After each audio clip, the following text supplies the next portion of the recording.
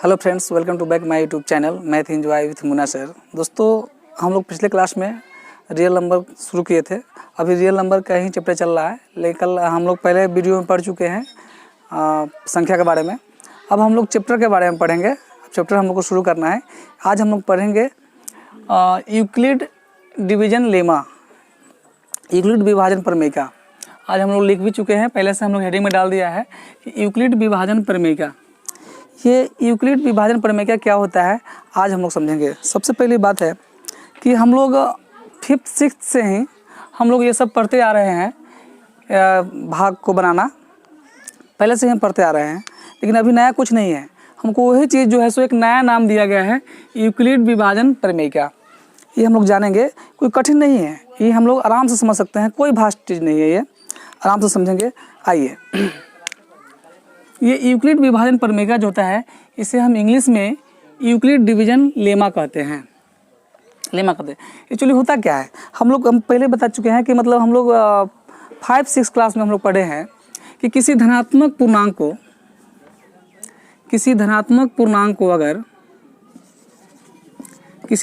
पूर्णांक से अगर भाग दिया जाए तो हमको भागफल और शेषफल प्राप्त होता है। और शेषफल जो होता है 0 होता है या 0 से 12 और भाजक से छोटा होता है। तो हम लोग देखेंगे यहाँ पर अगर हम इसमें भाग लगाएं तो 36 18 2, यहाँ शेष बच गया, इसको हम शेषफल कहते हैं, शेषफल, और इसे हम भागफल कहते हैं।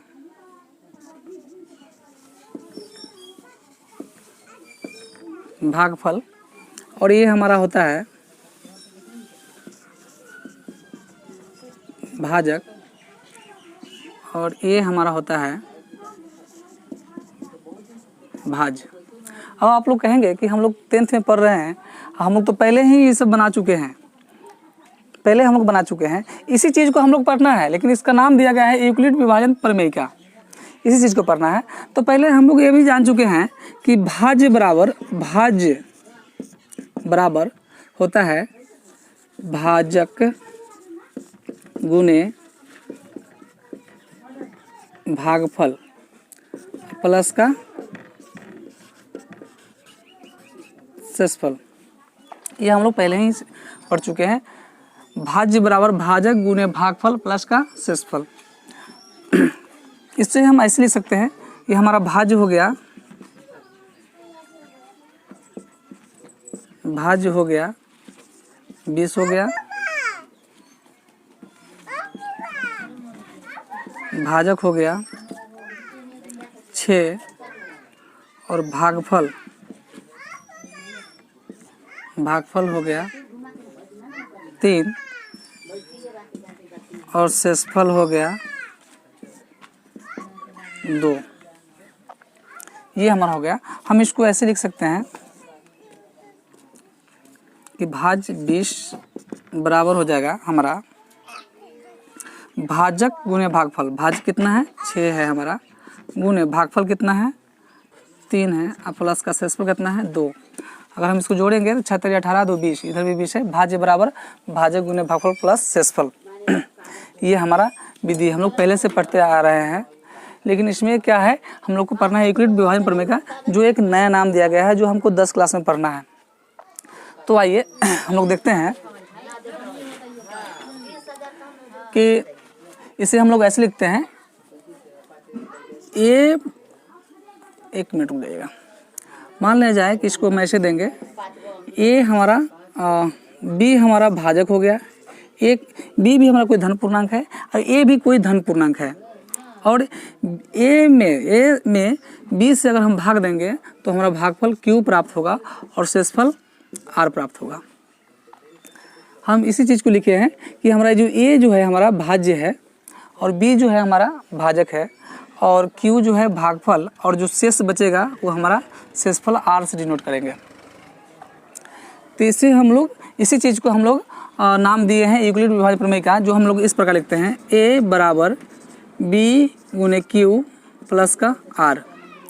ये हमारा हो गया यूक्लिड विभाजन प्रमेय का सिद्ध किया हुआ कथन है। हम लोग यहाँ पर लिख दिए हेडिंग में कि प्रमेयिका एक प्रकार का स्वयं सिद्ध कथन होता है जिसकी सहायता से हम दूसरे कथन को सिद्ध करते हैं, चाहे सिद्ध किया जाता है। प्रमेयिका एक प्रकार का सिद्ध किया हुआ कथन होता है जिसकी सहायता से हम दूसरे कथन को सिद्ध करते हैं। इसका मतलब यह हुआ कि सिद्ध करने का मतलब क्या हो, जैसे हम लोग पाइथागोरस ट्रिक पढ़े हुए हैं, कर्ण का स्क्वायर बराबर लंब का स्क्वायर जोड़ आधार का स्क्वायर, एक सिद्ध किया हुआ फॉर्मूला होता है। उसी प्रकार यहाँ भी जो है प्रमेयिका जो है एक सिद्ध किया हुआ कथन है जो हम दूसरे कथन को सिद्ध करने के लिए इसका हम लोग उपयोग करते हैं। तो ये हमारा भाज्य हो गया, ये हमारा भाजक, और ये हमारा भागफल, और ये हमारा शेषफल। हम जब बच्चे थे तो हमको बड़ा कन्फ्यूजन होता था कि ये भाजक और भाज्य में बड़ा कन्फ्यूजन होता था। भागफल तो समझ में आता था कि ये जो हम जिस भाग लगाएंगे जो हमारा भागफल प्राप्त होगा वो हमारा भागफल होगा, और शेषफल भी समझ में आता था।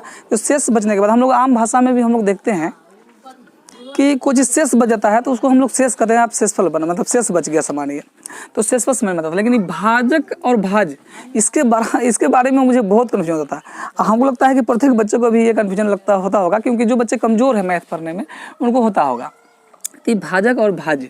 पहले हम लोग ये बात समझ लेते हैं कि दोनों में क्या कन्फ्यूजन है। तो भाजक ये समझ लेंगे जिससे हमको भाग लगाना है, भाजक जो होता है जिससे हमें किसी चीज़ को भाग लगाना है, और भाज्य जो है जिसमें हमको भाग लगाना है। तो ये हमारा भाज्य हो गया, ये हमारा भाजक हो गया। और जो हम लोग जो मतलब भागफल आता है उसको हम भागफल कहते हैं, जो शेष बचता है उसको शेषफल कहते हैं।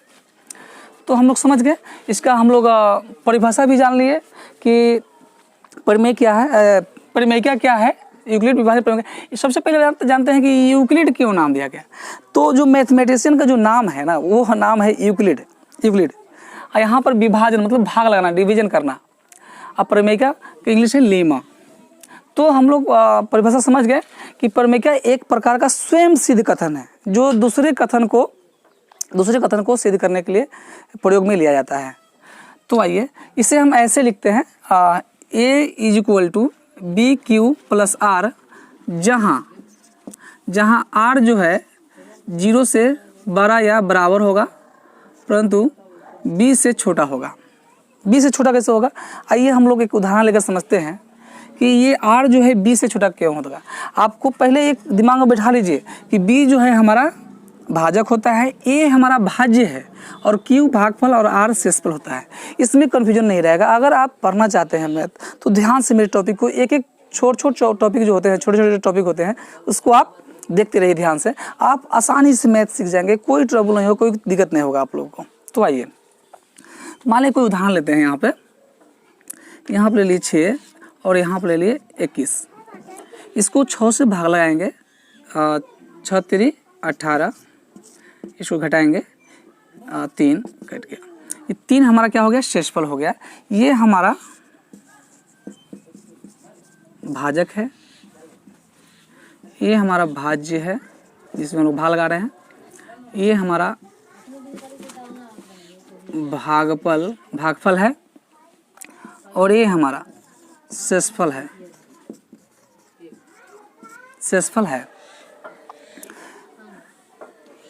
ये हमारा शेषफल है। तो इसमें देखे हैं कि हमारा ये जो शेष जो बचता है ना, शेष जो बचेगा 0 से बड़ा होगा, 0 के बराबर या बड़ा होगा। यहाँ पर हम दे दिए हैं जहाँ R जो है, R शेषफल को कहते हैं, R जो है 0 से बड़ा होगा या बराबर होगा। तो 0 से बड़ा, यहाँ 0 नहीं ना आया शेष, यहाँ 3 आया है, तो 0 से बड़ा है। लेकिन B से छोटा होगा। B क्या होता है, भाजक, यानी B 6 से छोटा होगा, जिससे हम भाग लगाते हैं ना, उससे छोटा होगा। इसलिए हम लोग यहाँ पे लिखते हैं कि जो R जो होगा शेषफल, वो 0 से बड़ा या बराबर हो सकता है, लेकिन जिससे हम भाग लगाते हैं उससे छोटा होगा, यानी 6 से यहाँ छोटा है। तो हम इसको ऐसे समझ गए कि यहाँ पर 20 छोटा क्यों होता है। भागफल जो है, तो आइए समझते हैं।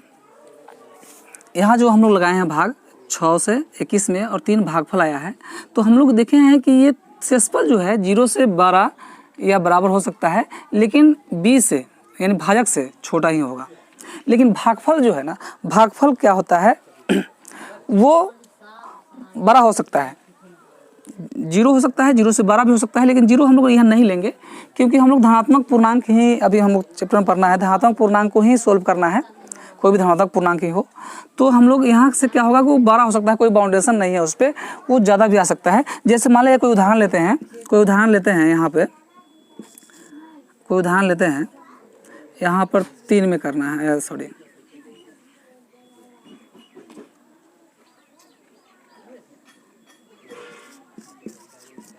678 में करना है यहाँ पे। तो ये भागफल जो होगा ये हम भाग देते हैं, 8 8 के 64,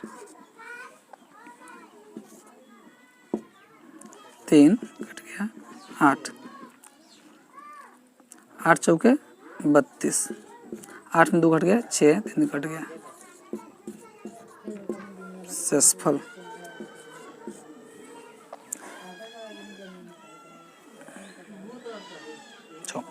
तो यहाँ देखिए कोई बाउंडेशन नहीं है। ये जो हमारा जो है सो वो ज़्यादा संख्या आ सकता है, वो ज़्यादा संख्या आ सकता है, मतलब ये इस 20 से कोई भेराती नहीं है, इसका कोई बाउंडेशन नहीं, वो अधिक से अधिक संख्या आ सकता है। लेकिन हमारा शेषफल जो है वो 0 से बड़ा होगा या बराबर होगा, लेकिन भाजक से हमेशा छोटा होगा। तो आइए हम लोग ये सब देख लिए, अब देखते हैं कुछ उदाहरण लेकर हम लोग देखते हैं।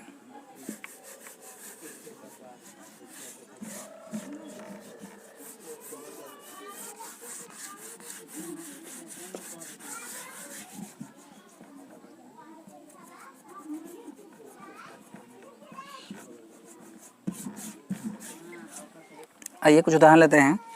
मान लिया जाए कि यहाँ पे हमको 18 से भाग लगाना है 54 में, 54 में हमको भाग लगाना है, तो इसको हम लगाएंगे, चलिए ये तो हमारा 18 3 54, यहाँ पे कट गया, यहाँ शेष क्या बच गया, यहाँ शेष मान लीजिए कि 0 बच गया, 0 बच गया। तो इसको हम लोग कैसे लिखेंगे, यूक्लिड डिवीजन लेमा में हम लोग कैसे लिखेंगे इसको, तो हम लोग इसको ऐसे लिखेंगे कि भाज्य बराबर, भाज्य क्या है हमारा, भाज्य क्या है, मान लीजिए कि यहाँ पर 18 था, तो a बराबर इसको हम लिख लेंगे 54 और b बराबर लिख लेंगे 18 और भाजक भागफल q बराबर 3 और r बराबर 0। इसको हम लोग ऐसे सजा के लिखेंगे कि a बराबर b q प्लस का r, तो ये कितना है हमारा 54 है, बराबर b कितना है तो हमारा 18 है, गुने q कितना है 3 है, प्लस का शेषफल कितना है तो 0 है। हम इसको ऐसे लिख सकते हैं, इसको हम लोग ऐसे सजा करके लिख सकते हैं। तो ये हमारा ये एक हो गया उदाहरण। आइए हम लोग आगे देखते हैं। अब देखते हैं कि हम लोग ये पढ़ लिए कि यूक्लिड विभाजन परिमेय किसे कहते हैं। परिमेय के बारे में हम लोग समझ गए, और ये हम लोग पहले से पढ़ते आ रहे हैं, लेकिन एक नया नाम दिया गया है जो हम लोग को 10th में पढ़ना है। अब पढ़ना है हम लोग को आगे यूक्लिड, ये जो अब पढ़ना है हम लोग को एल्गोरिथम, एल्गोरिथम जो पढ़ना है, अब उसके बारे में जानते हैं। आइए तो आइए अब हम लोग एल्गोरिथम को जान लेते हैं कि एल्गोरिथम क्या होता है।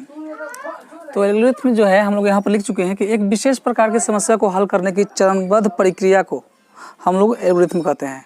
एल्गोरिथम जो है मतलब ये एल्गोरिथम जो है हम किसी भी विशेष प्रकार के जो कठिन समस्या जो होता है उसको हल करने के लिए जो प्रक्रिया अपनाई जाती है उसे हम एल्गोरिथम कहते हैं। एल्गोरिथम करते हैं, इसको हम परिभाषित कर सकते हैं कि एक विशेष प्रकार की समस्या को हल करने के लिए जिस स्टेप बाय स्टेप जिस चरणबद्ध को हम लोग प्रक्रिया को अपनाते हैं उसे ही हम लोग एल्गोरिथम कहते हैं।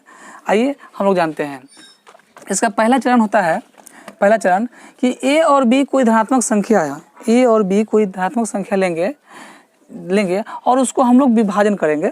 यूक्लिड विभाजन परिमेय के द्वारा हम लोग विभाजन करेंगे। जैसे अगर a बराबर बी क्यू प्लस आर, जहाँ r 0 से बड़ा या बराबर और b से छोटा हो, तब तो b ही a और b का मौसा यानी HCF होगा, HCF होगा। हम लोग थोड़ा सा उदाहरण लेते हैं और समझते हैं कि कैसे होगा। दूसरा चरण है, दूसरा चरण अगर हम लिखना चाहेंगे यहाँ पर, दूसरा चरण कि यदि R बराबर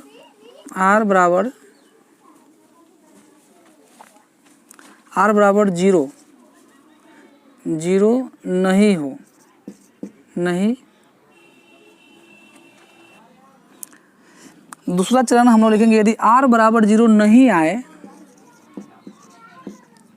नहीं आए तो हम तब तक प्रक्रिया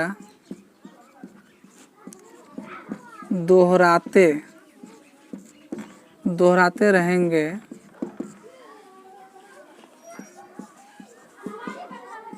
जब तक शेषफल 0 न हो जाए, कहने का मतलब है कि हम किसी धनात्मक पूर्णांक में किसी धनात्मक पूर्णांक से भाग देंगे, उसका शेषफल अगर 0 से बड़ा आए तो हम उस प्रक्रिया को तब तक दोहराते रहेंगे जब तक ना हमारा शेषफल 0 ना आ जाए, तब तक हम उस प्रक्रिया को दोहराते रहेंगे। तो हमारा चलिए एक हम उदाहरण लेते हैं।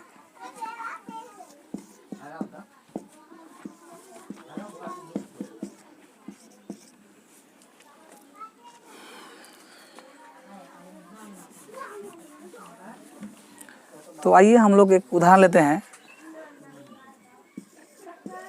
365 और 1540 एक उदाहरण है।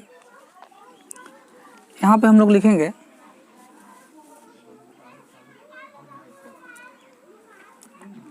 हम बड़ी संख्या में छोटी संख्या से भाग देते हैं, तो हमारा बड़ी संख्या इसको हम भाज्य मानेंगे, इसको हम भाजक मानेंगे, यानी a बराबर 1540। चाहे इसको हम पहले ऐसे लिख लें, स्टेप बाय स्टेप हमको सजाना है।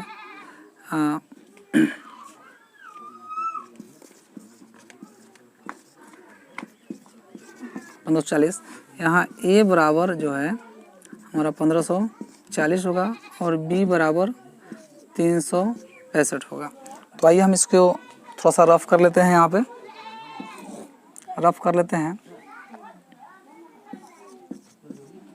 365 1540 में हम लोग भाग लगाएंगे। तो हम लोग भाग लगाते हैं।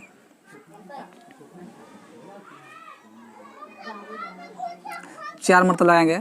4 5 20 के 0 हासिल का 2, 4 6 24 2 26 के 6 हासिल 2, 4 3 12 2 14, 4 5 20 के 0 हासिल 2, 4 6 24 4 6 24 2 26 के 6 हासिल 2, 4 3 12 2 14। अब इसको हम घटा लेते हैं। 0 14 6 8 यहाँ कटकुट हो गया। यहाँ पर इसको हम ऐसे लिख लेंगे, यहाँ पर सजा करके लिखेंगे। हम लोग यहाँ पर सजा के लिखेंगे कि a बराबर हमारा कितना है 1540। पहले इसको लिख लेते हैं। a बराबर b q प्लस r। तो हमारा हो गया a बराबर 1540 बराबर हमारा कितना है, भाजक कितना है 365 और q कितना है 49 प्लस का शेषफल कितना है 80। यहाँ पे हम लोग देखेंगे कि अभी तक हमारा शेषफल जो है सो 0 नहीं आया है। तो इस प्रक्रिया को और दोहराएंगे, आगे चलेंगे। हम लोग यहाँ पर लिख लेंगे। अब हमारा भाज्य हो जाएगा ये 365 भाज्य हो जाएगा। हम जिससे भाग लगाएंगे अब ये हमारा शेषफल भाजक बन जाएगा 80। तो हमारा अब 80 से भाग देंगे 365 में। 365 में देंगे हम लोग अब 4 मरतबे 0 के 0 4 है 32 5 2 4 कट गया। इस फिर प्रक्रिया को हम फिर इसको लिखेंगे। ये हमारा फिर इसको हम लिखेंगे कि भाजक गुने भागफल प्लस का शेषफल हमारा हो गया। अभी तक हमारा शेषफल 0 नहीं आया है, इसलिए हम लोग प्रक्रिया को आगे बढ़ाएंगे। फिर हमारा ये हो जाएगा भाजक, ये हो जाएगा हमारा भाज्य। तो फिर भाज्य हम लिख लेंगे इसको यहाँ पे। आप लोग आराम से समझिएगा, बारीकी से पॉइंट बाय पॉइंट देखिएगा कि मैं कैसे कर रहा हूँ स्टेप बाय स्टेप। तो ये हमारा 80 हो जाएगा हमारा भाज्य। भाज्य बराबर भाजक गुने भाजक हमारा हो जाएगा 45। अभी की बार हो जाएगा 45। यहाँ पे चलिए अब हम लोग क्या करेंगे, 45 भाजक होगा हमारा, 45 से भाग देंगे 80 में। अब 1 मरतबा ये जाएगा, 10 में 5 कटेगा 5 और 7 में कटा 3, यहाँ पे हाँ 3। ये हमारा जो है सो इसको हम ऐसे लिख लेंगे, 1 प्लस शेषफल हो गया हमारा 35। अब हम लोग इस प्रक्रिया को और दोहराएंगे, यहाँ पे आ जाइए, 35 से हम लोग भाग लाएंगे 45 में, 35 से कम 35 और यहाँ 0 और 1। फिर इस चीज़ को हम लोग लिख लेंगे यहाँ पर हमारा भाज्य हो गया था कितना 45 बराबर भाजक हो गया सब 35 और भागफल मेरा आया है 1 प्लस शेषफल हमारा आया है 10। चलिए इस प्रक्रिया को अभी हम आगे बढ़ाएंगे क्योंकि अभी तक मेरा शेषफल 0 नहीं आया है। तो चलिए 10 से भाग लाएंगे हम लोग, अब 35 में इसमें भाग लाएंगे, इसको ले लेंगे अब हम लोग और 10 तिहाई 30, इसको घटाएंगे 5 और ये कट गया मेरा। और फिर इस प्रक्रिया को हम लोग यहाँ पे लिखेंगे, हमारा भाज्य हो गया यहाँ पर जो था, यहाँ पर जो था 35, मेरा 35 भाज्य हो गया, बराबर हो गया हमारा भाजक कितना है 10 गुने भागफल कितना है 3 प्लस शेषफल कितना है 5। चलिए हम लोग अब आगे बनाते हैं, इस प्रक्रिया को हम लोग आगे बनाते हैं यहाँ पे।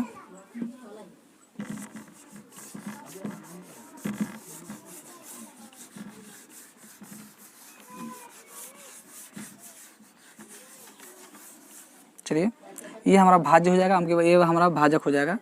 तो हमारा ये भाज्य है, इसमें भाग लगाएंगे 5 से, 5 दूना 10, इसको हम घटाएंगे, 0 आ गया हमारा, यहाँ पर 0 लिख देंगे। शेषफल हो गया हमारा 0, शेषफल हमारा 0 हो गया। अब हमारा इसको हम ऐसे सजा देंगे, भाज्य हमारा कितना है 10 बराबर भागफल कितना है हमारा, भाजक कितना है 5 गुने 2 प्लस का शेषफल कितना है 0। अब हमारा शेषफल अगर हमारा 0 आ जा रहा है तो हमारा एचसीएफ क्या होगा, एचसीएफ होगा हमारा भाजक, क्या होगा हमारा भाजक ही हमारा एचसीएफ हो जाएगा, यही हमारा एचसीएफ हो जाएगा क्योंकि हमारा ये 5 से लग गया, प्रॉपर कट गया, हमारा ये एचसीएफ कितना हो जाएगा 5। तो हम लोग लिखेंगे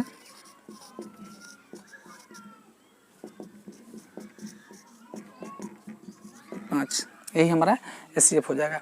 यही तरीका को हम लोग अपनाएंगे, यही हमारा भाग एल्गोरिथम है जो हम लोग किसी भी प्रश्न को सॉल्व करेंगे। अब हम लोग अगले चैप्टर में देखेंगे। आप लोग इसको बहुत ही गहराई से देखिए और पॉइंट देखिए, हर एक पॉइंट देखिए, छोटे छोटे पॉइंट्स आप देखिए, आपको मैथ बनाने चला आएगा, काफ़ी इजी होगा। हम आपको ऐसे समझाएंगे जो आपको समझ में आ ही जाएगा। अगर आपको कहीं से भी कोई दिक्कत हो, कुछ भी हो, आप हमको कमेंट करें, हम वहाँ पर सॉल्व कर देंगे, सारे समस्या को हल कर देंगे। चलिए धन्यवाद।